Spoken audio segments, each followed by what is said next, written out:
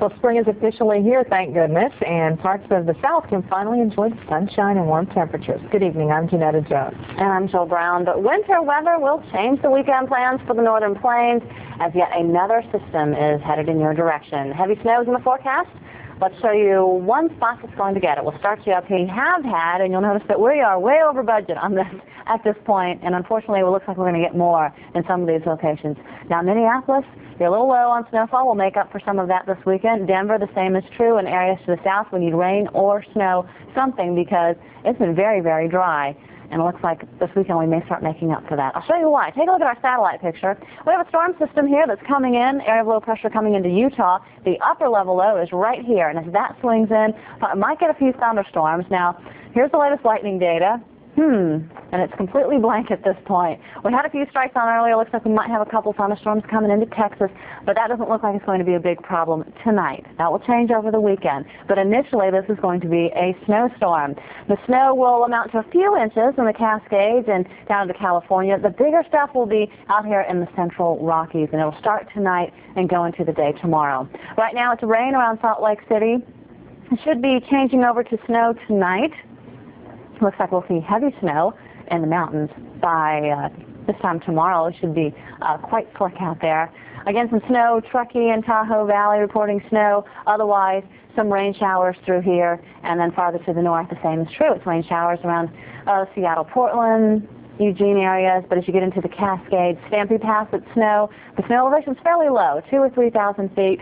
But fortunately, it doesn't look like it's going to be heavy here. Of course, that will be a different story if you're going to be on those mountain passes in Wyoming, Montana, Utah, and eventually into Colorado.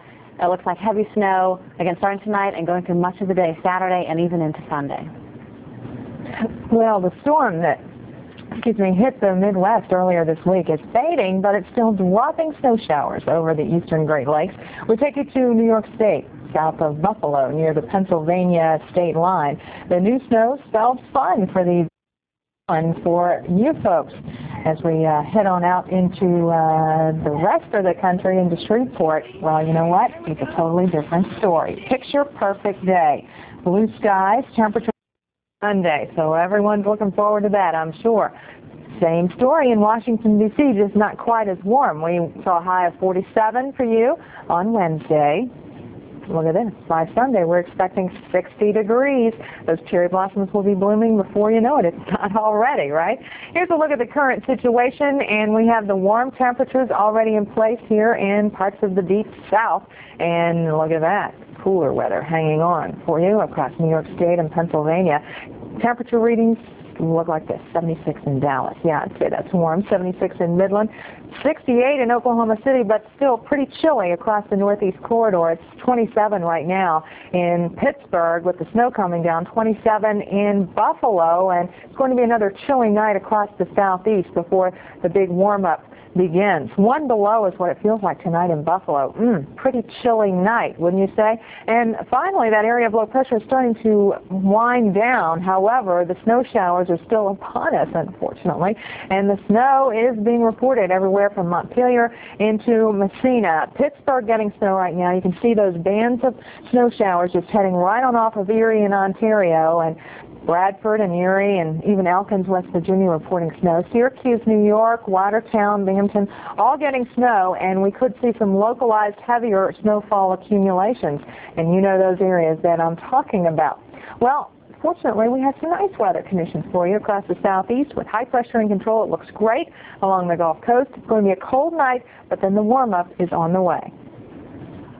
As we mentioned, the northern plains are preparing for blizzard conditions as another system moves into the region. In west central Indiana, motorists are still having to deal with Tuesday's snowstorm, as parts of Interstate 74 in Montgomery County are still under chunks of ice.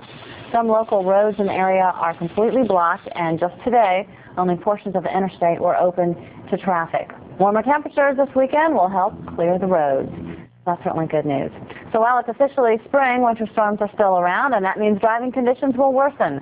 With that in mind, here are a few safety tips for the seemingly never-ending winter season. Most of us think it's always the other guy who gets stuck or has an accident, but winter weather puts everyone on the road at risk for an emergency. If it happened to you, would you have anything on hand to deal with the special complications of a winter accident? Now's the time you should be able to pull the rest together with 30 minutes at home and a short trip to the hardware store. Then when it's your turn to be the other guy, you won't be caught cold. I'm Bruce Edwards for the Weather Channel. We do have a wild weather weekend in store, and here's why. We have a lot of ingredients that are going to be working together to give us all kinds of headaches.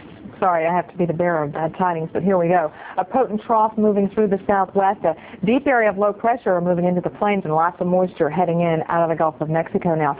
Arctic air is also going to be spilling south, so yes, all the ingredients needed for severe weather will be in place. Cold air, warm air, moisture, upper level dynamics, classic setup, and we're going to be following it for you.